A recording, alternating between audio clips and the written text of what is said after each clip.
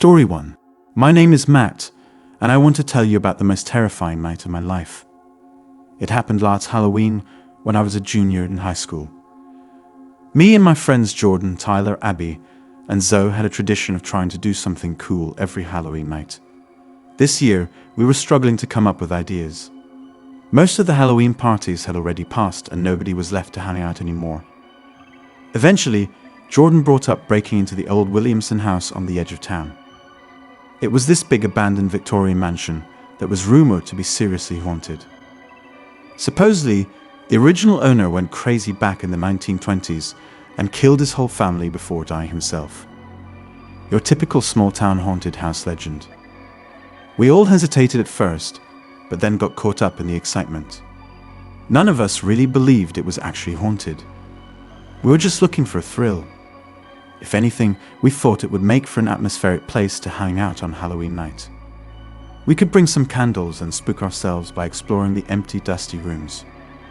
The 5 of us rode our bikes out to the edge of the woods where the Williamson House stood in the darkness, looking even more creepy and dilapidated than I imagined. There wasn't a single light on inside, and the entire front yard was overgrown with weeds. As we walked our bikes up the winding path, I started to get chills. Maybe this place really was haunted. No one had lived in the house for decades, but the front door was surprisingly unlocked when Tyler tried it. "Whoa, I can't believe we're really doing this," he muttered as the door creaked open.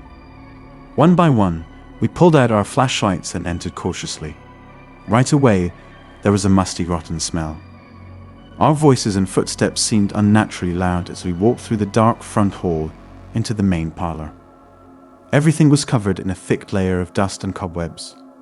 All the vintage furniture from decades past was still there, now decaying and covered in mold. "This place is terrifying," Zoe whispered. I could tell she already regretted coming here tonight. The creaking floorboards and wind outside made the house seem alive. I couldn't shake the eerie feeling of being watched. But so far, nothing had happened beyond the normal spooky vibe of an old abandoned building. We wandered into the kitchen, where old dishes were still stacked next to the rusted sink. That's when we noticed the first strange thing that sent a chill down all of our spines.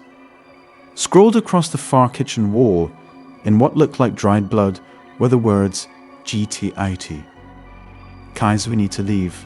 This is so messed up," Abby said, looking freaked out. But the rest of us convinced her to keep exploring a little longer. We rationalized that it was probably just old red paint meant to keep intruders away. Continuing on toward the back of the house, we came to a heavy door that led down into the dark basement. As Jordan reached to pull it open, we heard the first of many frightening sounds that night. "Help me," a voice seemed to whisper from the blackness of the basement. We all froze. The voices grew louder. "Leave now. Go away, before it's too late." Then we heard what sounded like a woman singing faintly from somewhere deep in the house. The lyrics were hard to make out, but the song sounded old and haunting. I'll never forget the primal fear that washed over me in those moments. This wasn't just a rundown old building. Something sinister lurked here, and we had foolishly trespassed into its domain. "We need to get out of here now," so said. But when we turned back toward the front of the house, we saw that the main hallway was now pitch black. All of our flashlights flickered off at the same time, as if the batteries had been suddenly drained. The eerie singing grew louder as we fumbled in the dark, trying to get our flashlights working again. Then we began to hear heavy footsteps and the sound of someone dragging something down the hallway toward us. Finally, our flashlights sparked back on and illuminated the dusty hallway once again. But we were no longer alone. At the end of the hall stood a hulking figure, obscured in shadows. It seemed to be dragging a large sack behind it, spreading fresh blood across the floorboards. Paralyzed in terror, none of us could even scream. The figure paused, cocking its misshapen head to one side, as if curious about us. Then it slowly started shuffling down the hall, getting closer and closer. The singing and whispers swirled around us faster and faster. So broke the trance and shouted, "Run." We took off sprinting and slammed through the front door back outside, not even bothering to grab our bikes in the yard. We ran all the way down that winding path through the woods until we reached the road, hyperventilating and shaking. After catching our breath, we told each other there was no way we were going back for our bikes tonight. We would come get them in the morning when there was daylight. Do you think that thing is still in the house waiting for more victims? Abby asked nervously. None of us wanted to believe it was real. We all tried to rationalize it away, blaming auditory hallucinations or something. But deep down, I knew we had witnessed something truly evil in that house, even if we didn't understand what. We parted ways to head home, planning to meet tomorrow morning to retrieve our bikes in the light of day. I only lived a few blocks away, so I chose to walk home alone, replaying the night's events in my mind. I couldn't shake the twisted image of that shambling figure from my mind. I was almost home when I first heard the footsteps behind me. I spun around quickly, but there was no one on the empty residential street. Then I heard what sounded like driving off in the distance. I told myself I was imagining things after the scare we had all just been through. The dragging sounds got closer and closer, along with the eerie singing. I refused to turn around again, picking up my pace almost to a jog. My house was just a block away. I was soaked in terror sweat despite the cold night. Only once I was finally within sight of my front porch did I dare to turn around again. Under the glow of the street lamp on the corner, I could see a dark humanoid form standing motionless, watching me. It cocked its head again and then started slowly shuffling toward me, singing that same haunting song and driving a sack that left a streak of fresh blood behind it. I screamed and sprinted the rest of the way home, nearly crashing through the front door. I turned all the lights on and locked every door and window. The thing, whatever it was, never actually came up to the house. But I could hear it out there, dragging its sack up and down the street, singing softly into the night. My friends and I never went back for our bikes. We decided it wasn't worth the risk of coming face to face with that thing again. We never found out who or what the figure in the Williamson House was besides the embodiment of evil. I'll never forget that night or the chilly encounters with the paranormal that took away my skepticism about the supernatural forever. Sometimes ignorance really is bliss. Story 2. My name is Jeff, and this is the horrifying tale of the Halloween I'll never forget. I grew up in a nice suburban neighborhood where all the families would go all out decorating for Halloween. My mom especially loved it. Our house always had the spookiest display on the block. That year, when I was 12, Mom decided to make things even scarier. She ordered these hyper-realistic zombie mannequins and zombie limb props that looked extremely gory and gruesome. She set up bloody corpses sprawled across our front lawn and did an amazing job making the scene look totally realistic. We had tombstones, body parts strewn about, and bloody handprints on the windows. It looked like a zombie mob had attacked our home. I thought it was so cool. All the neighborhood kids were scared to even come to our door that year. Mom and I got such a kick out of their shocked reactions to our decorative gore. Halloween was always my favorite holiday growing up. There's just something magical about how spooky normal suburban streets become for one night. But that year, the magic and playfulness of Halloween would be shattered for our town in the most horrific way imaginable. The gory scene on our front lawn would end up becoming a real-life sight of unimaginable violence and terror. It started out as a perfectly normal Halloween evening. Trick-or-treaters came by our house, oohing and awing at our creepy decor. I handed out candy in my football zombie costume. After the trick-or-treat crowds died down, I kissed Mom goodbye and went to my friend Kaya's Halloween party across town. Meanwhile, unbeknownst to us, a convicted murderer named Derek Clives had escaped from the state penitentiary just a few miles away earlier that day. He managed to evade the search teams and snuck into our neighborhood, lurking in the shadows. Clives was drawn to our dark house, surrounded by bloody corpses and body parts. From the sidewalk, he thought the gory figures on our lawn were Halloween props, just like everyone else. He decided to break in thinking the house was empty. The perfect hideout, while police swarmed the town looking for him. But Clives was met inside by a man suspecting Mom realized the bloody figures were fake and then savagely murdered her in a horrific attack. With my mother dead, this deranged psychopath then dragged her lifeless body out onto the front lawn and positioned it amongst the fake bloody corpses. When I came home hours later, I assumed Mom had gone to bed already. I didn't notice her body out there. In the morning light, all the visiting trick-or-treaters just assumed her corpse was another Halloween decoration.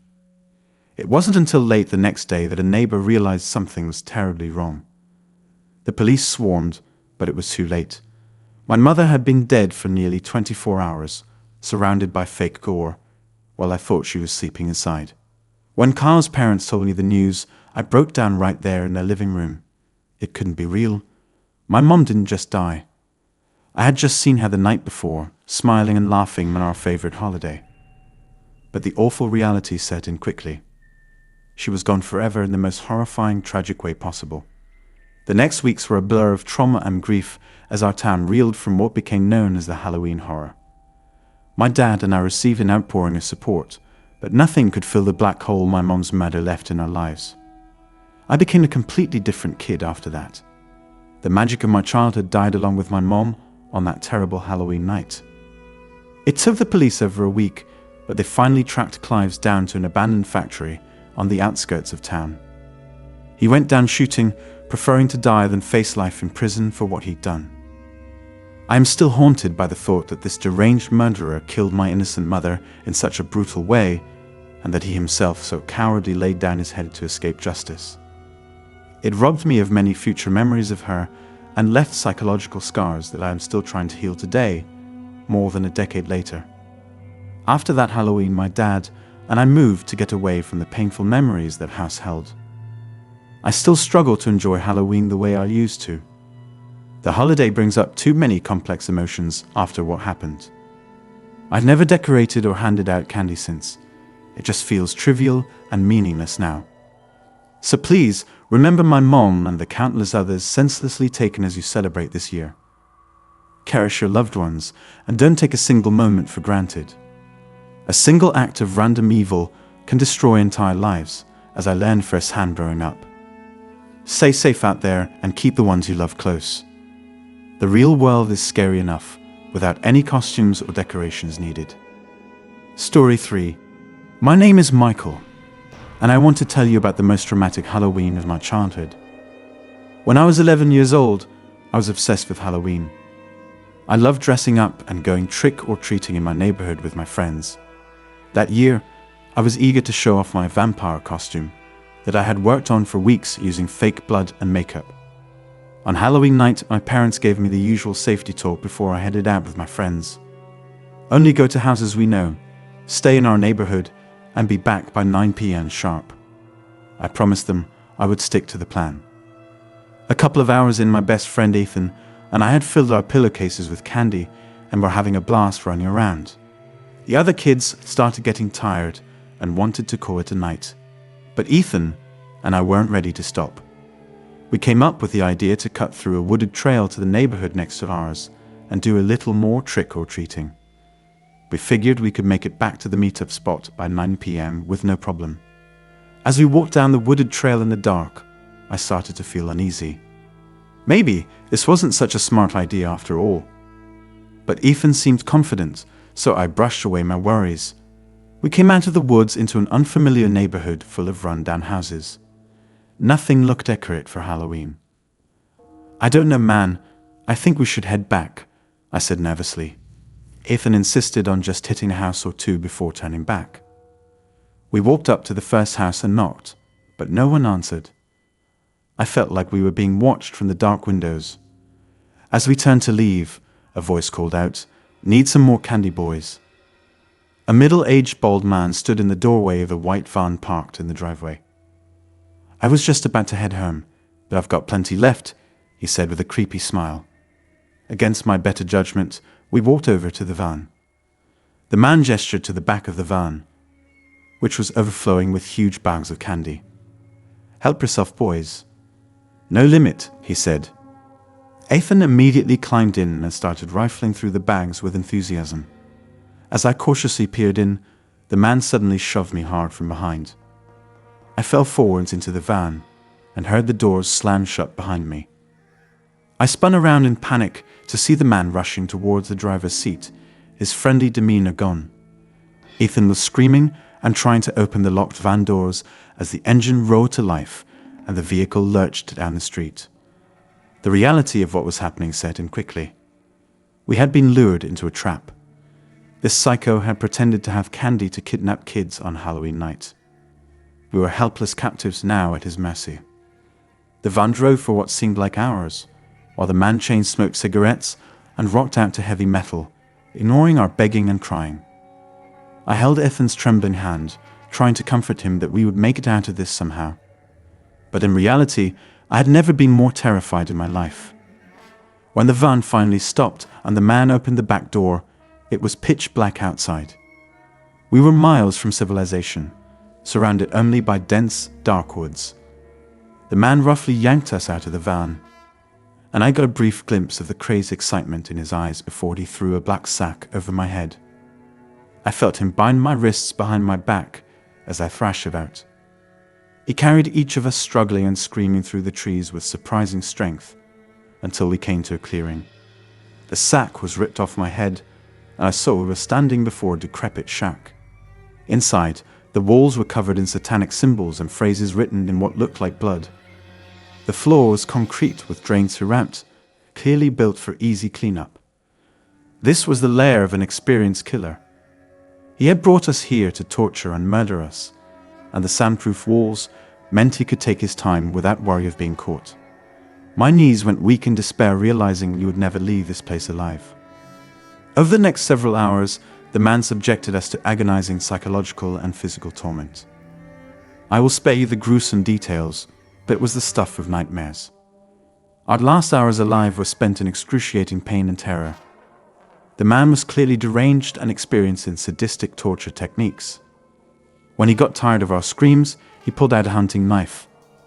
I struggled and begged for mercy until the very end, but this terrible man had his own plans for our lives.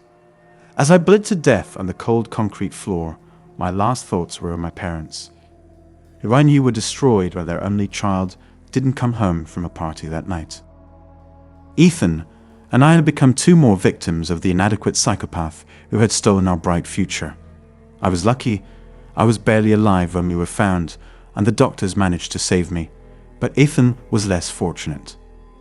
I told the police everything I could remember, but it didn't help much because I couldn't remember the villain's face.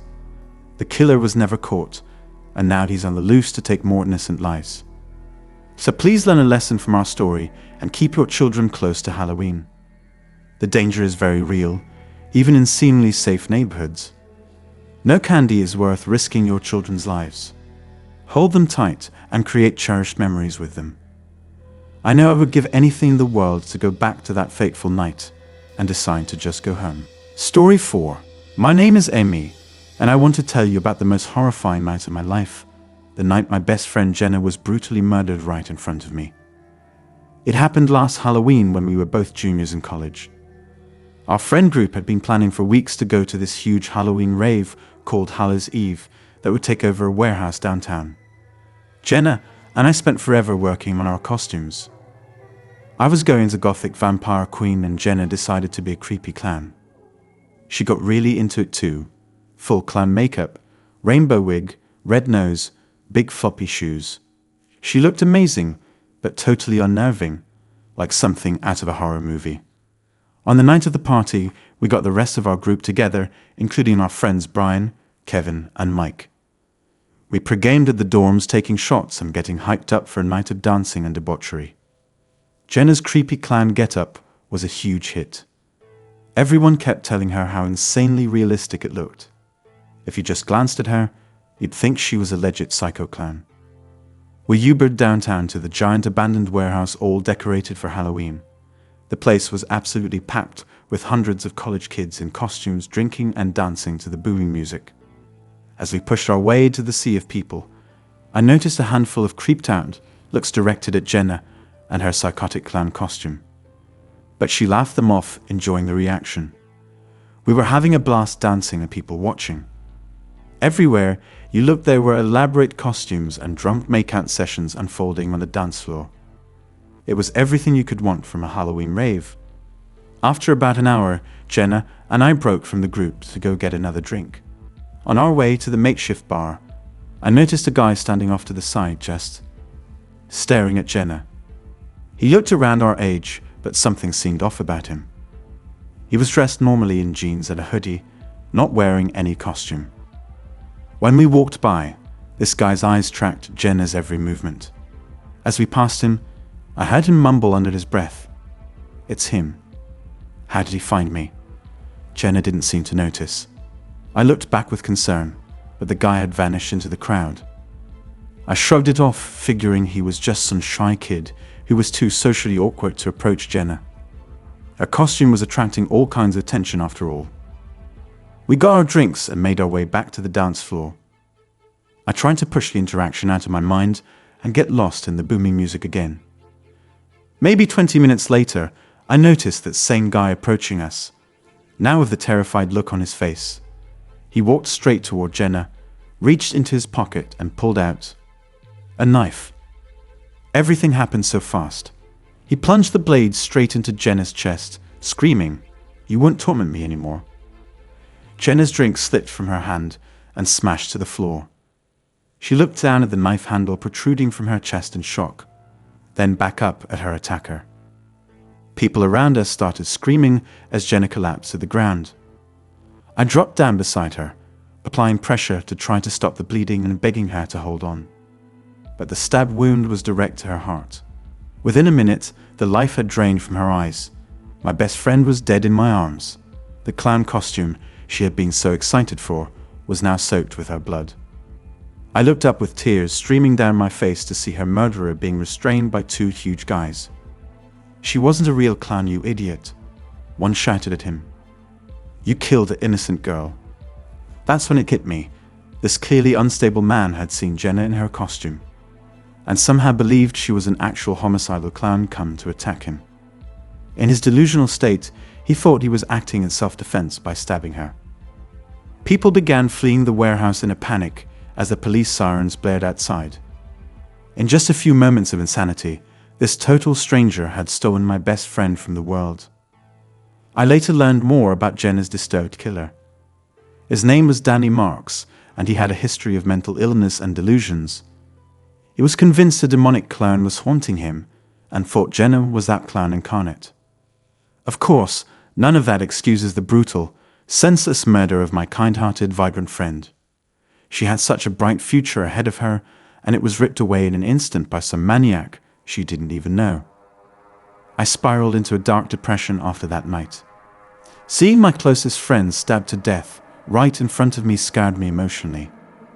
It took intense therapy to even begin coping with the tragedy. The nightmares still torment me. So please, this Halloween, remember Jenna and the lives that were destroyed in one moment of madness. Take care of your loved ones. You never know what evil may lurk in the dark. Rest in peace, Jenna. You will never be forgotten. Story 5. My name is Emmy, and I want to tell you about the horrific Halloween night when my 12-year-old daughter Emma was taken from me. Emma was so excited for Halloween this year.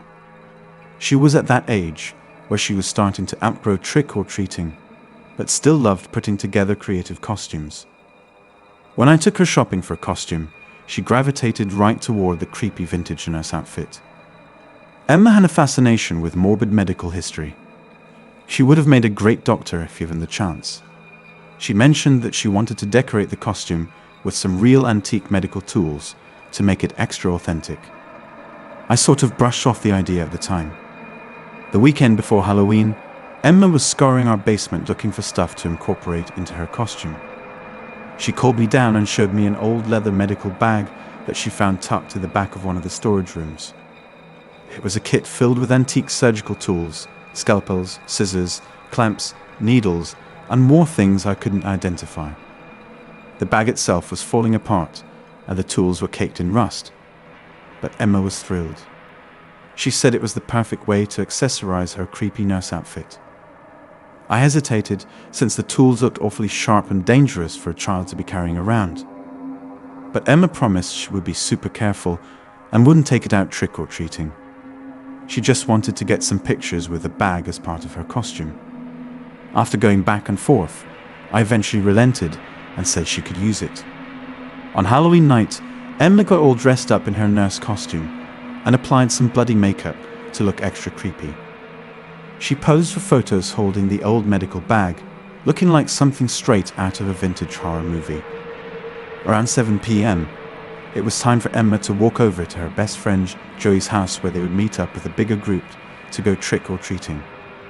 She headed out the door with a group of kids, medical bag in hand. I told her to be safe and stick with her friends. That was the last time I ever saw my daughter. Around 10 p.m., I got a call from Joey's mom asking if Emma was still out with me. She said Emma had left their group over an hour ago to walk home and grab something, but never came back. The police were called, and we soon discovered that my daughter had vanished without a trace. No one had any idea what happened to her after she broke off to walk home alone. I was out of my mind with fear and regret. I never should have let her go out alone at night with that bag. I had a primal feeling that the antique medical tools had something to do with her disappearance. Maybe she had encountered someone obsessed with disturbing medical artifacts. Someone who would want that kit at any cost. An exhaustive search ensued over the next 2 weeks to find Emma. I barely slept or ate, just imagining the unthinkable things that could be happening to my little girl. But all leads went cold. It was as if she had disappeared off the face of the earth. Then 16 days after Emma vanished, a hiker in the woods on the outskirts of town stumbled upon the grisly remains of what was identified through DNA testing as my daughter's body. The details of the state she was found in are too gruesome for me to recount, but it was clear whoever took her had surgically dismembered her using antiquated medical tools. The police determined she was likely abducted walking home that Halloween night by someone who knew she had the medical bag on her. Someone who wanted that bag and the antique tools inside for their own sinister purposes. Emma was kept alive for 2 weeks while this monster slowly took her apart limb by limb. My family was utterly destroyed by this sadistic evil that claimed my daughter's life. The depth of human depravity it must take to slowly torture a child like that chills me to my core. I became a shell of a person, consumed by anguish and guilt at ever letting her leave with that cursed bag. The police did end up catching the man responsible, though that provided little comfort. He was a local oddball named Herbert Lachlan, who was obsessed with old medical tools and had a makeshift surgical theater in his basement. But no amount of justice or retribution could ever bring my sweet Emma back. This Halloween season, cherish every moment with your loved ones. Don't take safety or togetherness for granted. And teach your children to listen to their instincts. If something feels amiss, don't ignore that feeling. I learned this lesson far too late. Rest peacefully now, my angel. The pain has ended for you, even if it never will for me. Story 6. It was just another average October day in the small town of Willow Creek. The leaves were changing colors, and there was a chill in the air signaling that fall had arrived. It was the perfect weather for apple picking and hay rides. Halloween was right around the corner, and 8-year-old Tommy was especially excited. It was going to be an extra special Halloween this year because it fell on a Saturday, plus his parents had agreed to let him, and his 5-year-old sister Emma go trick-or-treating together without adult supervision for the first time. The siblings had big plans to dress up in matching pumpkin costumes and hit all the best candy stops in the neighborhood. Tommy's mouth watered just thinking about the piles of chocolate he would collect.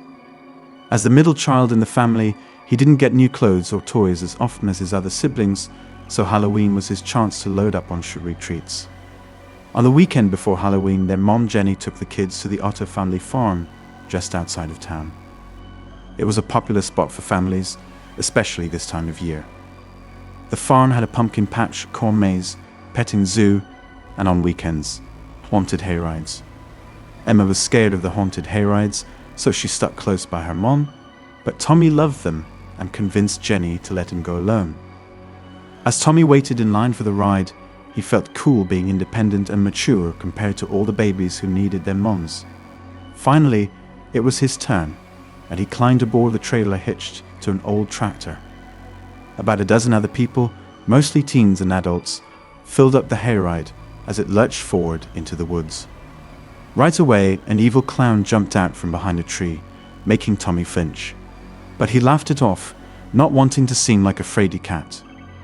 As they went deeper though, more zombies, ghosts and demons kept leaping out. The zombies seemed so real, limping and groaning as they reached for the riders. Tommy's heart pounded, but he tried to appear brave and not let the growing unease show. Suddenly the tractor pulled to an abrupt stop in a clearing, and the driver yelled that there was something wrong with the engine. He hopped down and lifted the hood to check it out. As the riders waited, the scares kept coming.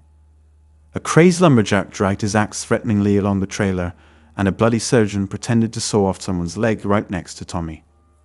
Finally, the driver announced they would have to get out and walk back to the farm through the haunted forest path.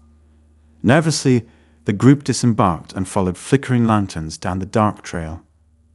Actors hidden in the woods jumped out to terrify them as they walked. Tommy tried to hide that he was shaking. He couldn't wait to get back to the safety of his family.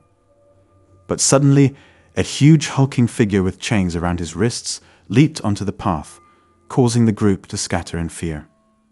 Tommy ran as fast as he could, his heart pounding. He didn't know where he was going, just away from the scary figure. The sound of chains rattling urged him on as he sprinted through the blackness. When Tommy finally stopped to catch his breath, he realized with dread that he was alone and lost in the woods. It was so dark he could barely see the ground beneath him.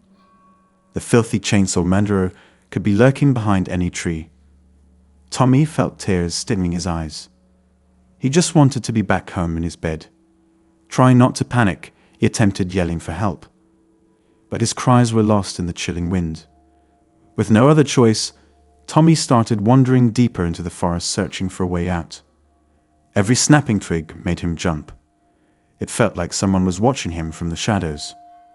Suddenly, the beam of a flashlight cut through the trees and Tommy called out desperately. But instead of help arriving, the frightening figure of the chainsaw man emerged. Tommy turned and ran as a chainsaw roared to life behind him. He could hear the psycho's heavy footsteps pounding after him. Looking back, Tommy saw the glint of the chainsaw blade and screamed. As the man with the chainsaw approached, Tommy closed his eyes and prepared to die. But then he gathered his strength and ran without looking back, through the bushes, through the weeds that clung to his clothes and scratched his face and hands. He tripped over a root and fell heavily and fainted. Quite a bit of time passed. When Tommy opened his eyes, the usual farm workers in their suits stood over him, looking concerned. They explained that a policeman conducting a routine check had come across Tommy in his hiding place and immediately called for help. The killers were not real. Tommy was safe. Trembling with relief, he was escorted by the police back to his family. Emma cried and hugged him tightly. His mom said she had been looking for him everywhere and was about to call 911. When Tommy returned home, he demanded to sleep with the lights on, the fear of that night haunting him. The tragedy at Otto's farm made headlines. Authorities discovered a hidden old well that Tommy fell into while running away from the staged murderers. Tragically, the boy almost died at the bottom of the deep hole alone, while the celebration was going on nearby.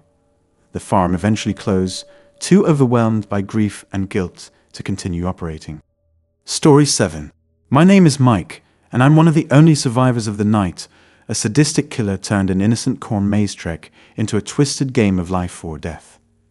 It started as a harmless idea. Me and 4 of my friends, Dylan, Jenna, Tyler, and Sarah, wanted to check out the Coolidge Farm Halloween corn maze after midnight on Halloween. We were in that rebellious senior year phase and thought it would be adventurous to get buzzed and wander through the labyrinthine maze in the moonlight while it was closed. We arrived at the farm at around 12:30 a.m., parking our cars in an overgrown area far from the security lights. The place was pitch black and dead silent. As we approached the corn maze entrance, we were all giggling and pushing each other playfully, oblivious to the danger ahead. We had all been to this maze before, so the towering stalks of corn didn't seem ominous at first. But very quickly, the atmosphere shifted from fun to unsettling. We started hearing strange noises, cracking branches, heavy footsteps, sinister laughing.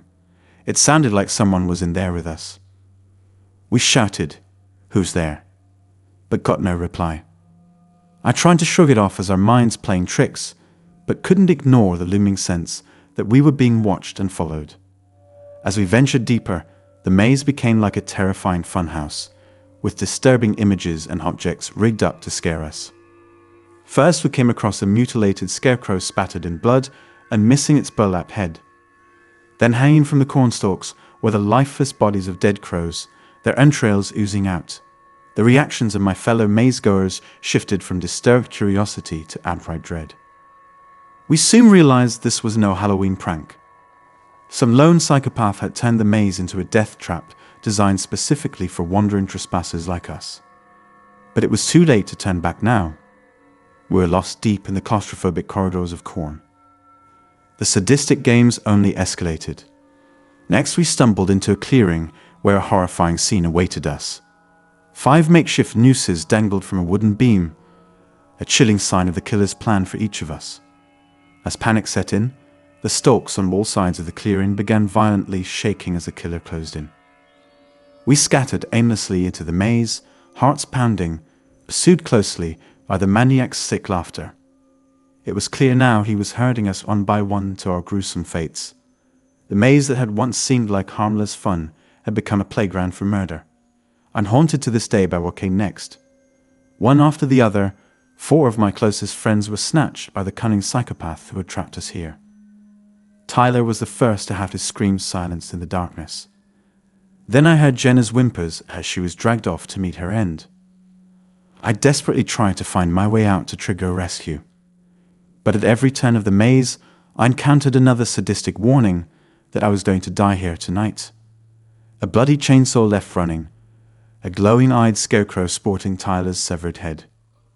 In a clearing, I came across a scene that will torment me forever. The corpses of Jenna, Tyler, and Dylan, dismembered and tied upright to cornstalks in a mockery of bloody crucifixion. My friends had been slaughtered mercilessly and displayed like grotesque human trophies. I had to escape this house of horrors before I was next. Bursting wildly through the stalks, I felt the maze closing in on me from all sides as the killer's taunting laughter seemed to come from everywhere. Suddenly, someone's hand grabbed my ankle in an iron vice-like grip. I gasped for breath, my heart seizing in my chest as I accepted my fate. But then Sarah's face appeared before me in the moonlight, peering through the stalks.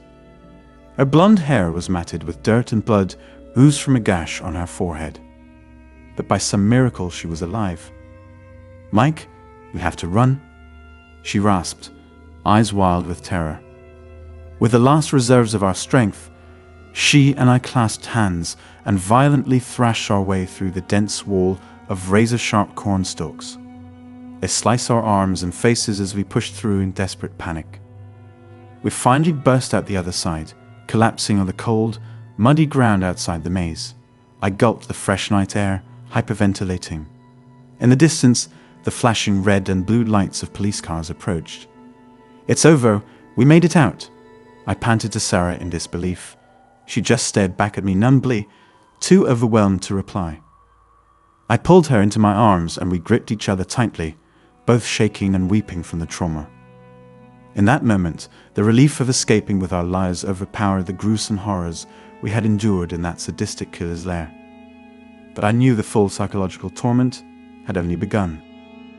We later learned a local named Stanley Mullen had designed the maze as an elaborate trap to act out his sadistic fantasies.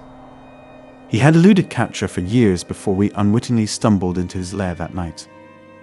I emerged with my life, but the deep psychological scars remain. The killer robbed me of my closest friends in this world in the most depraved possible way.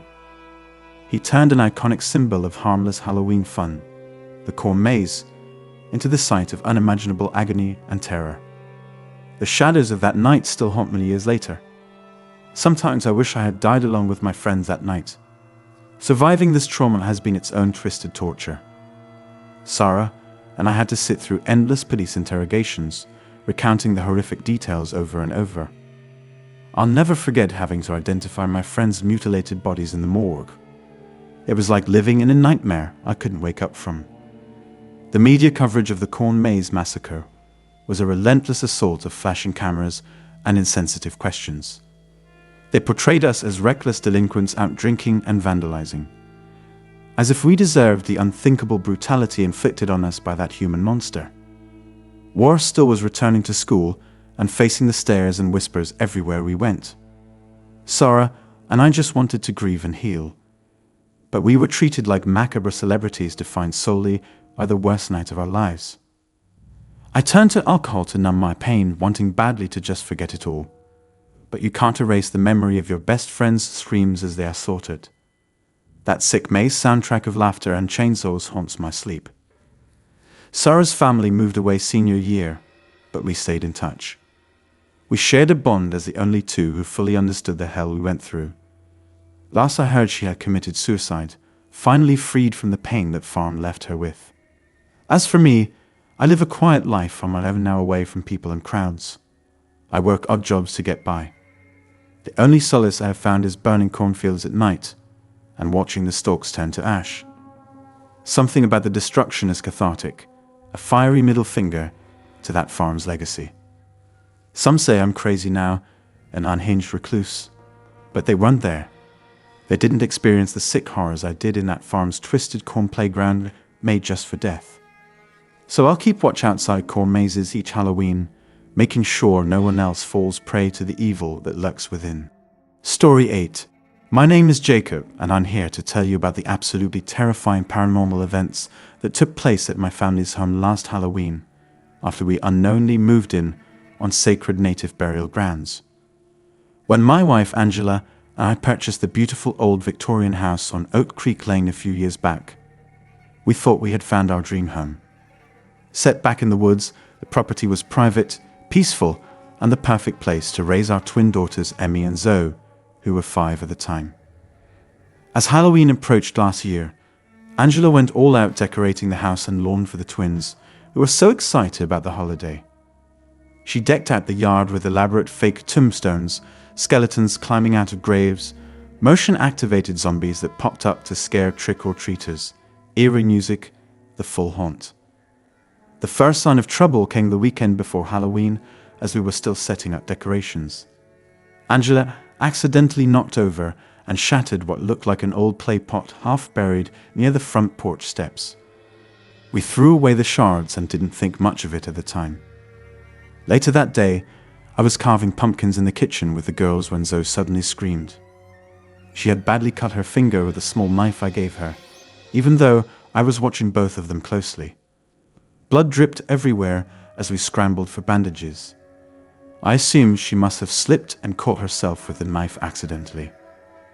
Over the next couple days, more freak accidents around the house put us increasingly on edge. Emmy fell down the basement stairs and badly sprained her wrist one morning. Then the frame holding our family photo on the staircase came crashing down, the glass narrowly missing Angela's head. The closer we got to Halloween, the weirder things became. Light bulbs mysteriously exploded, doors slammed shut violently on their own, and we all had a creeping sensation of being watched in the home we had always felt safe in. The girls begged us to take down the scary witch decorations, saying the house was haunted now. I tried to reassure them it was all in their imagination, but I'll admit the encounters shook me too. On Halloween Day, I discovered 3 dead crows laid out on our front porch. No wounds or signs of predation. They were just dead, with their wings carefully spread open. Even I couldn't rationalize that away as some warped prank. Despite the unease, we carried on hoping for the best on Halloween night. Maybe it was all just an unlikely string of coincidences after all. But as night fell and revelers filled the neighborhood, things would only grow more twisted and terrifying than any of us could have imagined. The evening started normally enough. We ate dinner and got the girls into their princess costumes before I walked them around to trick-or-treat. Angela handed out candy at home, admiring the decorations she had worked so hard on. But over the next few hours, it was like a dark, supernatural force slowly awoke, intent on plaguing us in any way it could. As I got home with the girls, all the Halloween lights unexpectedly cut out, leaving the house pitch black. Angela screamed when she felt icy hands push her violently down the hallway for no reason. Soon, both girls were crying about shadowy figures they saw beckoning to them from the darkened woods. Doors creaked open and slammed shut on their own all night as howling winds whipped up outside contrary to the forecast. I peered out the window to see the Halloween props in the yard shuddering as if possessed. And across the road, for just a second in the moonlight, I spotted a pale, decomposing face staring back from the tree line before vanishing. Terrified, the girls refused to sleep in their rooms, so we camped out in the living room. All night we heard heavy footsteps pacing upstairs and faint singing, and chanting coming from somewhere deep below the house. None of us got even a minute of sleep. When the sun finally rose, I knew we had to take action. This was no longer just an innocent ghostly haunting. We were dealing with something ancient and enraged by our presence here. After some deep internet research, I discovered our neighborhood had been built on land that was once a Native American village centuries ago, before white settlers violently seized it. The village burial ground was rumored to lie somewhere deep in the woods behind our home. The coincidences started to make horrific sense. Angela's broken artifact must have been a relic from the burial site, and all the paranormal insanity seemed linked to our decorating and desecrating sacred land. But one room in our house had always given me chills: the sealed attic space. Something told me answers awaited there.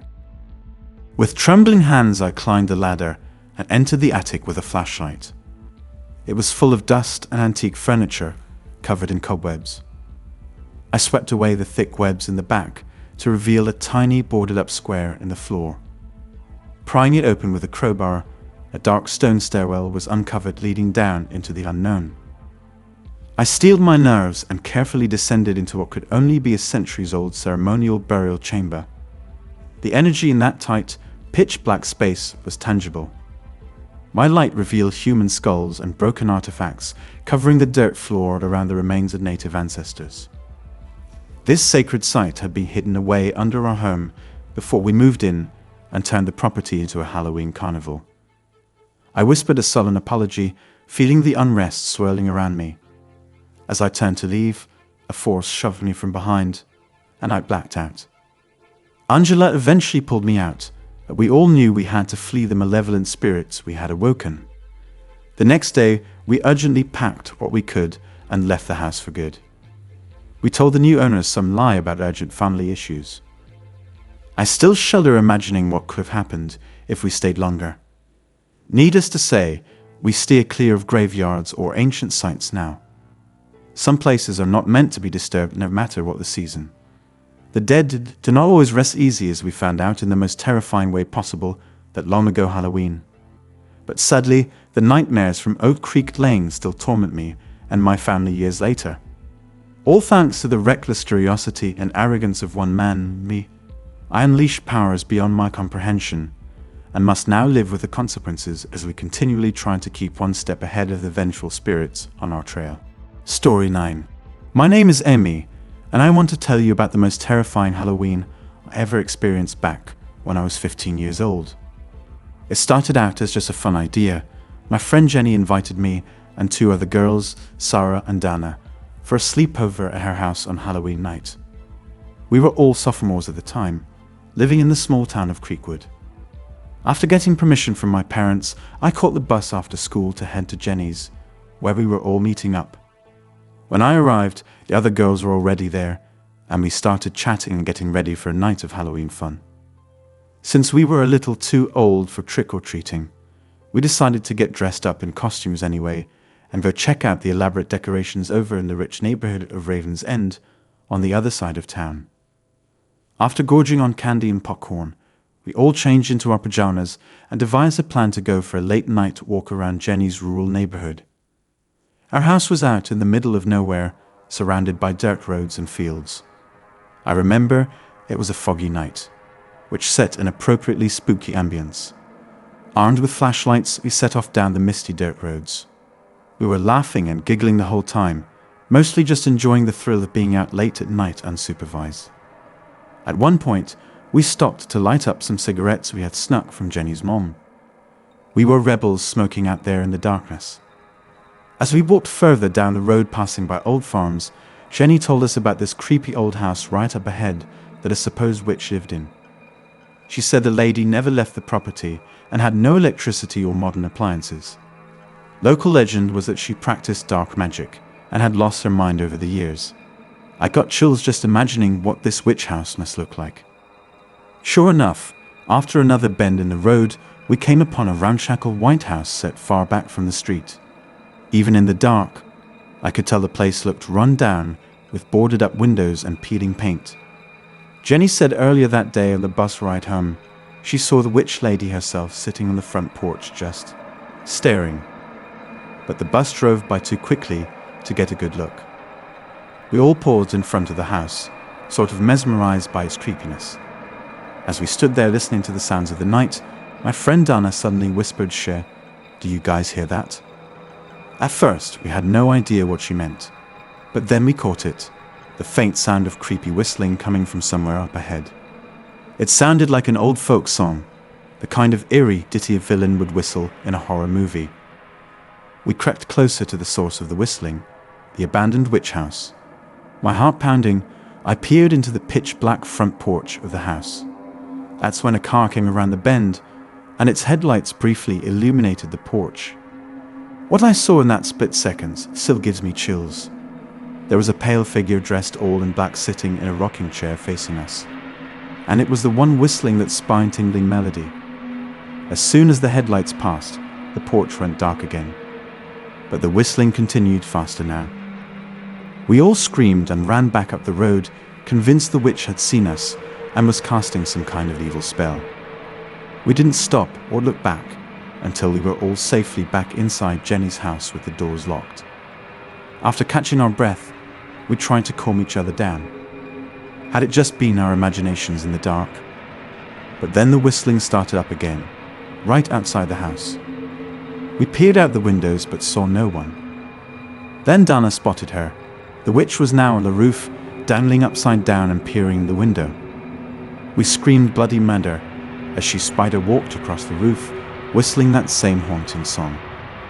At that point, we called 911 in hysterics. Within minutes, police officers arrived and searched the property. The whistling had stopped, and there was no sign of anyone being there. Still terrified, we asked the police to take us to the witch's house, just to confirm we hadn't imagined the whole thing. When we arrived with flashlights in hand, the front porch was empty.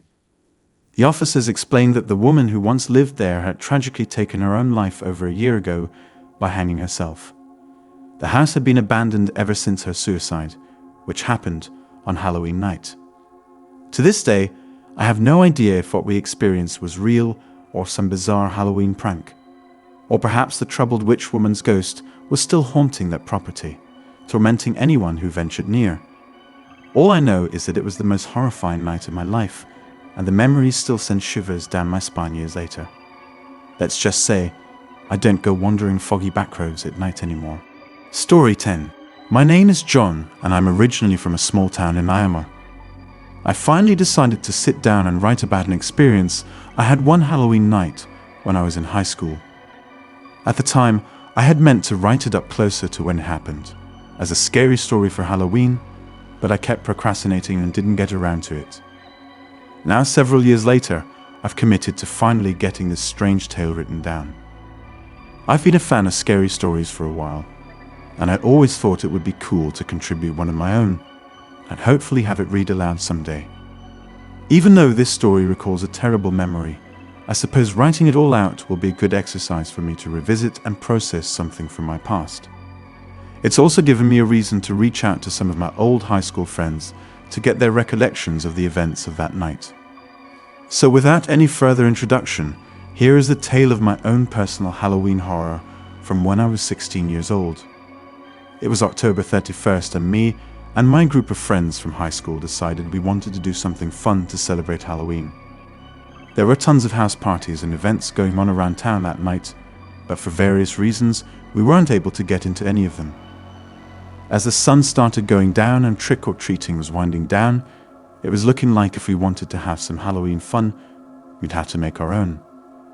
Between the 5 of us, we managed to pool together the money we had and sent our friend Mike, who looked the oldest out of all of us, into a liquor store to try and buy some alcohol. We had tried similar tactics before, sending Mike in to buy us beer or something, but he always looked carded instantly. But this time, when Mike walked out of that liquor store with a big plastic bag in each hand, we celebrated like we had just won the lottery. The only catch was that Mike came back not with beer like we asked, but with 3 bottles of cheap red wine. He said the clerk had asked for ID and he panicked, asking instead for the wine because he felt like it made him seem older. Along with the wine, he'd managed to grab a couple packs of cigarettes too. So even though red wine wasn't exactly what we were hoping for, our night was basically set. We easily could have tried to bluff our way to one of the house parties too, since having booze gave us leverage. No one wants a group of guys showing up empty-handed, but bringing wine would probably have scored us an invite. But as we walked around planning our night, we came to the conclusion that we should just forget about the parties that had ignored us before. We had everything we needed for a good time, so why spread it thin? Instead of chasing after parties, we decided to grab my portable speaker, some firewood and lighters, and head to this spot in the woods we knew about to get some privacy. A few hours went by as we got a fire going, turned on some music, and passed the wine bottles around, taking turns guzzling the nasty vinegar-tasting cheap red wine. This was one of the first times we have really drank, so we were working hard to keep it all down. Picture the scene. The 5 of us sitting around the fire, the only light coming from the orange flames and the dim glow of our old flip phones. The park was basically deserted after dark, so it had become a hangout spot for us when we wanted some privacy away from parents and neighbors. No one had ever bothered us there before, so we had our guard completely down that night, just laughing loudly, listening to music, and thinking we were alone out there. We paid for letting our guard down. My friend Tyler had been doing an impression of Jack Nicholson from The Shining, which we were all laughing hysterically at. He was standing with his back to the fire, lit only partially by the orange glow. Then suddenly, I saw a shape move up behind him. I quickly did a head count and realized none of us were messing around. I looked back up and saw a mask, the mask of the complete stranger who had just crept up on us. Before we could react, he swung something, maybe a big stick or a baseball bat, at Tyler's head. It happened so fast Tyler was on the ground, and the rest of us were still processing what was happening. Then the masked guy just started wailing on Tyler with the weapon while he was down. Finally, we snapped out of it and all jumped up to defend ourselves, purely on gut instincts, since it looked like we outnumbered him. But we were very wrong. We didn't outnumber them at all. Suddenly more masked men were emerging from the darkness, at least 5 others. They must have been hiding and waiting for us.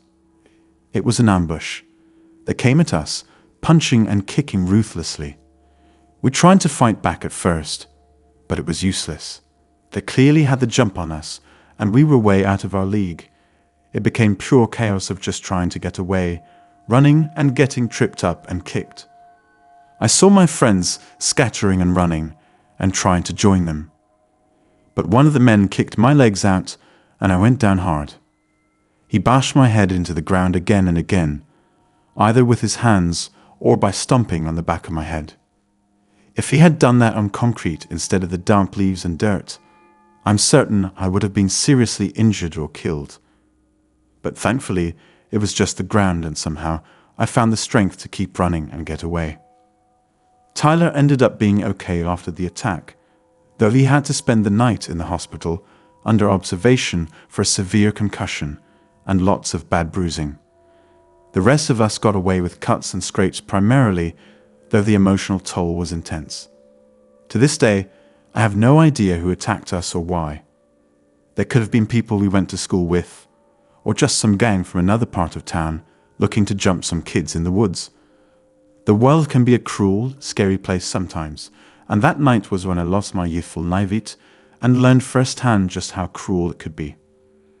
Ever since that horrific night, I've wondered what might have happened if we had made some small decision differently. If we had just gone to someone's house party instead of isolating ourselves out there, or if we had picked a different night altogether to try and drink for the first time. It makes you realize how much seemingly insignificant choices can alter the course of your life.